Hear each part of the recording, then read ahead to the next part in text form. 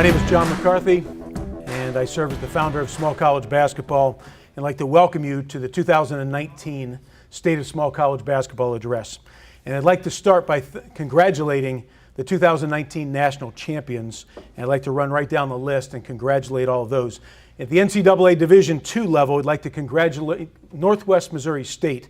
The Bearcats finished 38-0 to complete the first perfect season record-wise in NCAA Division II in a decade since Findlay has done it.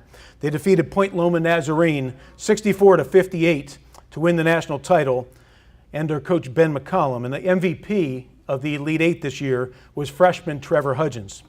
In NCAA Division III, I'd like to congratulate the University of Wisconsin-Oshkosh, who defeated Swarthmore 96-82, and they were led by head coach Matt Lewis, who is here with us today. Congratulations, Coach Lewis. The most outstanding player in the Final Four in Division III was Jack Flynn from Wisconsin-Oshkosh. At the NAIA Division I level, Georgetown College defeated Carroll 68-48 under head coach Chris Briggs, who has now led Georgetown to 3 national title games, winning 2 national title games in the last 7 years.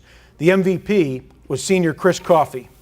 At the NAIA Division II level, Spring Arbor defeated Oregon Tech 82-76. They were led by head coach Ryan Cottingham, and the most outstanding player was Paul Marindet. At the USCAA Division I level, Oakwood defeated Bluefield State 61-57 under head coach Simon Jacob. Edmund Stewart from Oakwood was named the most valuable player. At the USCAA Division II level, Penn State Wilkes-Barre defeated Johnson & Wales of Charlotte 86-64. Head coach LaShawn Hammett led his team to the national title, and the most valuable player was Jordan Williams from Penn State Wilkes-Barre. At the NCCAA Division I level, Cedarville defeated Roberts Wesleyan 64-58 under coach Pat Estep. Connor Tenhove was the MVP of the NCCAA Division I National Tournament. At the NCCAA Division II National Tournament, Grace Christian defeated Great Lakes Christian 84-83 in overtime. Head coach Gary Bailey led his team to the national championship, crowning his 6th national championship. Kellen Bridgeforth of Grace Christian was named the most outstanding player. I'd like to congratulate the National Players of the Year at the various divisions. At the NCAA Division II level, we had multiple National Players of the Year by multiple publications, and I'd like to congratulate them. Dalton Hamas from Point Loma Nazarene was the NABC Player of the Year, while Joey Wittis from Northwest Missouri State was the Basketball Times Player of the Year. Will Voorhees from Notre Dame College in Ohio was the Division II Conference Commissioners Association Player of the Year, while Division II Bulletin named Amir Hinton from Shaw the National Player of the Year. In NCAA Division III, Aston Francis from Wheaton was named the Player of the Year by D3 Hoops and D3 News, while Booker Copland from Augsburg was named the NABC Division III Player of the Year. At the NAIA Division I level, Jeff Garrett from LSU Shreveport was named the Player of the Year. At the NAIA Division II level, Cameron Hunt from Southwestern in Kansas was named the National Player of the Year. At the NCCAA Division I level, Kendrick Colvin from Emmanuel College in Georgia was named the Player of the Year. At the NCCAA Division II level, Antonio Wilson from Randall was named the National Player of the Year. At the USCAA Division I level, Terrence Maimba from Washington Adventist was named the Player of the Year, while at the USCAA Division II level, Ricardo Ayuso from Berkeley College in New York was named the National Player of the Year. Within the National Christian College Athletic Association, each year they name the Pete Maravich Award winner. And this year at the Division I level, the Pete Maravich Award winner went to Zach Thompson from Lincoln Christian. And the NCCAA Pete Maravich Award winner at the Division II level was Taylor Gilpin from Johnson University. Within small college basketball, within our organization this year, the Hall of Fame induction ceremony was moved from Evansville, Indiana to St. Joseph, Missouri. And the Hall of Fame inductees in the class of 2018 were John Barnhill, M.L. Carr, Coach Pat Douglas, Philip Hutchinson, Earl Jones, Charles Oakley, John Pierce, Terry Porter, Leonard Truck Robinson, Clarence Walker, Marvin Webster, and Coach John Wooden. During the Hall of Fame induction ceremony this year, we announced the creation of the Harry Statham Coach of Impact Award And we also announced the creation of the Small College Basketball Foundation, which will support small college basketball and our future initiatives. This year's MVP of the Small College Basketball National Hall of Fame Classic was Northwest Missouri State's freshman Trevor Hudgens, which ironically was interesting. The first college basketball tournament of the year, freshman Trevor Hudgens was named the MVP. In the final tournament, the Elite Eight of the year, Trevor Hudgens was also named the MVP. Congratulations to Trevor. The Larry Smith Award winner this year was UMass Boston's Charlie Titus, while this year's Bevo Francis Award winner is Wheaton's Aston Francis. The Harry Statham Coach of Impact Award will be given this evening to Columbia College legend Coach Bob Burchard. The Lifetime Achievement Award winner in 2019 is Larry Lady. We are in the midst right now of hosting the second ever Celebration of the Game event, which is a function of the Small College Basketball Alumni Association. Within small college basketball, all throughout the country, I'd like to highlight a few of the special moments that occurred this year. First of all, there's been some very prominent coaches that have decided to retire after this season. There's a lot of great coaches who've retired, but I'd like to highlight and congratulate Coach Jim Kessler from Grace College in Indiana, Coach Larry Holly from William Jewell in Missouri, and Coach Bob Burchard from Columbia College in Missouri. What a wonderful job each of those coaches have done of using the coaching platform to impact the hearts and the minds of young people. Congratulations, coaches. I'd also like to wish Augustana's coach in Illinois the best. As he announced during the course of the season, he was diagnosed with grade 3 prostate cancer. Shortly after the season, Gray Giovanni had surgery. All indications are that it's going quite well, but I'd like to send out my condolences and wish him the very best. I'd like to talk for a moment about Alex Stein from the University of Southern Indiana. Alex grew up in Evansville, Indiana. His dad was a longtime women's basketball coach at the University of Southern Indiana. So Alex grew up shooting hoops, playing in the PAC, the Physical Activities Center on campus at the University of Southern Indiana. His dad played there. His sister attends USI. He went to Evansville Rates High School and became a really good player. In fact, he was named All-State in Indiana after having a terrific senior season. With such deep roots in Evansville and at Southern Indiana, he eventually chose to attend the University of Southern Indiana. And we fast forward, after 3 seasons, Alex was having just a fantastic career. In fact, after 3 seasons at Southern Indiana, he already had 1,487 points, more than 300 assists, more than 300 rebounds. He was really good. He was having a really good career. And then his senior season happened, and he took it to another level. He and his team had the dream season, if you will. This season alone, Alex Stein in Southern Indiana accomplished the following. Alex dropped 48 points in a win against Lake Superior State, which was the second highest individual scoring total in a single game in USI history. When they went into Bellarmine this year, Bellarmine was 19-0, ranked number 1 in the country, and had won a remarkable 67 consecutive home games. Think about that. Their senior class had never lost a game at home. And then Southern Indiana knocked them off 80-76. On February 21st, Alex Stein scored his 2,000th point in a game against Lewis. Southern Indiana is building a beautiful new facility many people are aware of. So this year, they announced that it was going to be the last year that Southern Indiana would play in the PAC, the same building that Alex grew up shooting hoops in as a little boy. In the final game at home, Southern Indiana was playing their rival. They were playing against the University of Indianapolis. And you can imagine how that played itself out from an emotional standpoint with a packed house and standing room only. Alex getting a chance to play for the very last game there. And with 5 seconds left, he's got the ball in his hands, tie game. And Alex takes a dribble to his right, hits nothing but net on the shot, and the game's over as he went running around. And the final shot ever taken in the PAC was just an incredibly memorable moment for a little boy who grew up playing in Evansville, grew up playing in that same place.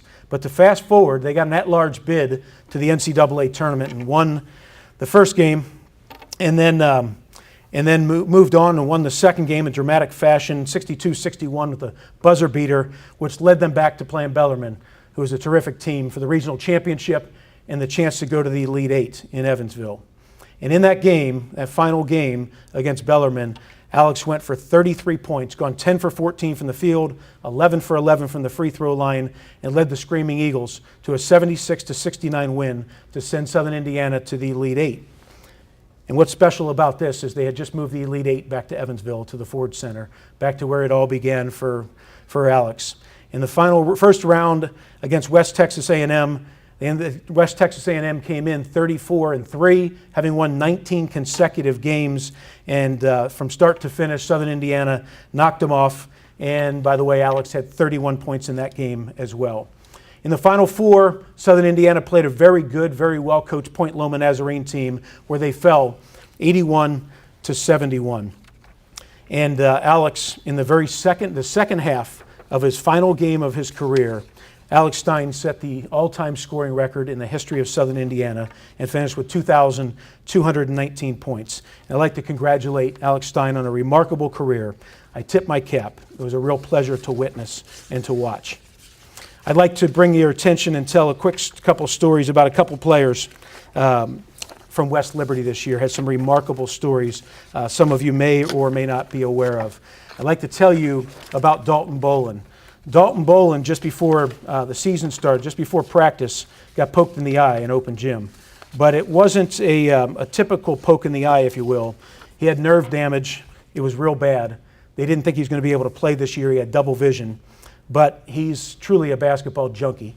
And he wanted to find a way to play, even though the coach was talking about redshirting him because he knew that he wasn't going to be able to play very much because he had a hard time seeing. If you can picture double vision, it's a challenge in basketball. So what Dalton decided to do was put an eye patch on and try to play with one eye. And most of you, of course, have been around basketball for a long time, and there's a lot of challenges to that. Shooting is one of them to begin with one eye. But defensively, picking up screens in so many areas than basketball, literally playing with one eye. So Dalton started the season with a patch, and he ended up playing the entire season with a patch on his eye, playing literally with one eye for the entire season. Well, moving forward, Dalton Bolin led the team in scoring with 20.7 points per game. He hit 106 three-pointers while shooting 45% from the field, 41% on threes, and 82% from the free throw line. He helped lead the Hilltoppers to the Mountain East Conference regular season championship and a berth in the NCAA tournament, where they advanced all the way to the regional championship game and finished with a 28-5 record this year. Coach Ben Hallett, I spoke with the other day, said Dalton never complained. Not once. And he never missed a single game while playing with one eye for the entire season. And his teammate, Brady Arnold, let me go back a year. Heading into the 2017-2018 season, the team was on a little bonding retreat, playing paintball, having a good time off site, when all of a sudden, Brady Arnold, going into his senior year, expected to be the starting point guard, started not feeling so well. Eventually, he wasn't feeling good at all, and his mother took him to the hospital. And it's there at the hospital, when they ran some tests, they found a mass in his chest. And as a college senior, he was diagnosed with cancer. So he ended up sitting out the entire 17-18 season, spending a lot of time in the hospital, trying to get, if you can, get through cancer. And he did, and he beat it. And he came back this year, got a redshirt year, came back this year and played the entire season. And he, along with Dalton Bolin, helped them win the conference championship, go 28-5. And so I tip my cap to Dalton Bolin and to Brady Arnold. What they overcame this year was just remarkable. And Coach Ben Hallett asked me to pass on to the basketball community a word of thanks and gratitude. The number of letters they received from around the country, the number of calls, the well wishes from around the country, they are incredibly grateful to the basketball community. In addition, this year in college basketball at the small college level, we had a number of other remarkable individual performances, and I'd like to highlight a few of those. Out in Oregon at Multnomah, one of the unbelievable individual performances that, frankly, I've seen in quite some time, and all the ones I'm about to list are remarkable. But junior Justin Martin, a 5'9" player, had a game where he went 15 for 19 from the three-point line and finished with a remarkable 71 points, including the game-winning floater, as the Lions ended up winning 126-124, 71 points in that game. And then we jump ahead to Concord, who had Tommy Bolte in his senior season, had an astounding 65 points in a double overtime win over Charleston. Bolte played 50 minutes in that game, made 25 field goals, went 12 for 12 from the free throw line. His 65 points were the most in a Division II game since 1977. And it was the 14th highest scoring total for an individual game in Division II history. Think about this, though. After halftime, Tommy Boldy scored 50 points. He hit 3 three-pointers, added 8 rebounds, and in 50 minutes of playing time had 1 turnover. Remarkable game.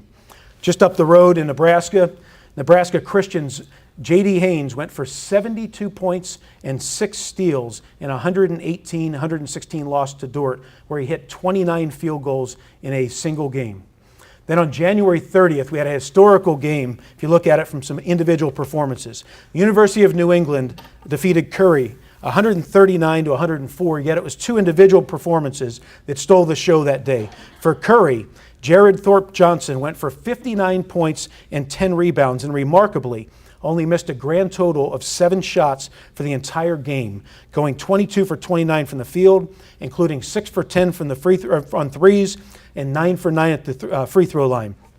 For University of New England, Drew Munitz only played a total of 20 minutes in the win, yet he went 16 for 20 from the field, including 12 of 16 from the three-point line, 12 of 12 from the free throw line, for 56 points in the win.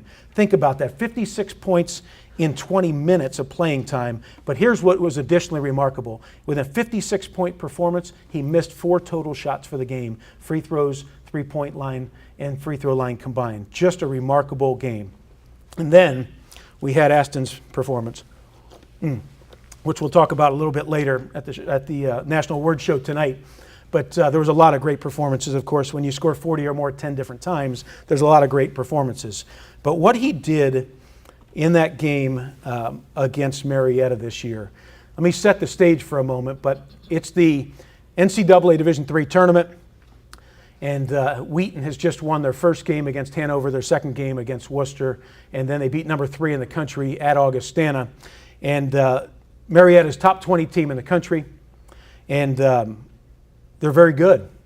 And Aston had one of those performances that people that watch that game will probably never forget, where he went for 12 three-pointers and 62 points to set the all-time NCAA Division III record for points in an NCAA tournament game, and hit 2 threes in the last 45 seconds to win that game and send them to the Final Four.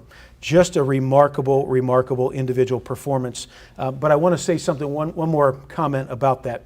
The last shot that was hit was a three-pointer from the right corner that he created himself, and frankly, it was terrific defense. The guy was right in his face. But that same shot, he missed a very similar shot against Augustana earlier in the year. And after that game, went back to the locker room and got a teammate that was injured, went back to the gym late at night after the game, and was determined to hit that shot over and over and over until he made that shot late at night or early in the morning 100 times in the gym to make sure the next time that came around that shot was going down. And just remarkably, in the Elite Eight in Division III basketball, he had his opportunity and knocked it down to finish with 62 points. Remarkable. I'd also like to highlight Will Voorhees from Notre Dame College. He finished his career with 2,761 points, which is the most points a Division II player had in the last 27 years of Division II basketball. Remarkable. I'd like to congratulate Wabash sophomore Jack Davidson, who broke the NCAA record of all divisions, NCAA 1, 2, or 3, for consecutive free throws made. He ended up making 95 consecutive free throws this season, which ended up beating the mark of Paul Cluxton from Northern Kentucky back in the 1990s. And as a note on that, Paul Cluxton had hit 94 consecutive, and so Jack got up to the free throw line, knocked down his 95th, and missed his 96th. So he holds the all-time record in all divisions now of the NCAA for consecutive free throws. This year, 2 NCAA Division II juniors have declared for the NBA draft this year. Both Dalton Hamas from Point Loma Nazarene and Shaw's Amir Hinton have declared for the NBA draft this year after their junior seasons. Congratulations to both of them. I'd like to tell one other quick story and then one more highlight. And that quick story is about Kendrick Colvin from Emmanuel College in Georgia. A few years ago, Kendrick was homeless. He didn't know where he was going to eat. He didn't know where he was going to sleep at night. And it was about that point when he was homeless when somebody found him. And it was T.J. Rosine from Emmanuel, his father, helped find Kendrick, realized he could play a little bit, gave him a scholarship to Emmanuel College in Georgia. And to fast forward that story a little bit, last year, just before we got here to the Celebration of the Game events, Coach T.J. Rosine's father passed away after bringing Kendrick in to his school. And this year was a transition year for Emmanuel. Emmanuel is moving from NAIA Division I to NCAA Division II, and this is their first year where they potentially could have been eligible for the NCAA tournament. Well, it's Kendrick's senior year this year. They're dual members of the NCCAA and NCAA Division II. Kendrick had this remarkable season where he led them in scoring, led them in rebounding, and ended up in their very first year of eligibility, leading them to make the NCAA Division II tournament. And on the NCCAA side, Kendrick Colvin was named the National Player of the Year this year. He went from being homeless and not a place to eat, didn't know where he was going to sleep, and he now is about to go play professional basketball after this. To me, there is a wonderful story about the power of the game, about how a game can change your life. The round thing. The game of basketball has absolutely changed his life. He was homeless, and here he is going to play professional basketball a couple years later. And finally, I'd like to congratulate once again Northwest Missouri State and the Bearcats, 38-0, the first undefeated season in a decade in Division II basketball. And I'd like to congratulate Coach Ben McCollum for becoming the first ever non-Division I coach to win the Coach McClendon Coach of the Year award among all divisions of college basketball. It's the first time it's ever been awarded to a non-Division I coach, so I'd like to congratulate him. Finally, I'd like to thank each of you for taking the time to be here today, and I'd like to thank all of those that are watching for taking the time to watch. I'd like to thank all of you for following small college basketball, whether it's through our website, whether it's through our social media platforms, whether it's attending the Hall of Fame induction, the Hall of Fame Classic, our Celebration of the Game event. We're still early in our stages. We're in our fourth year total of small college basketball. We're in the second year of this function, the Celebration of the Game event and the National Award Show. I encourage you to continue to follow along, tell your friends about what we're doing, have them follow along on social media, encourage other coaches and former players and contributors to attend our events, attend the Hall of Fame induction, attend the Celebration of the Game event. Together, let's grow this thing. Thanks for being here and thanks for listening to the State of Small College Basketball Cast.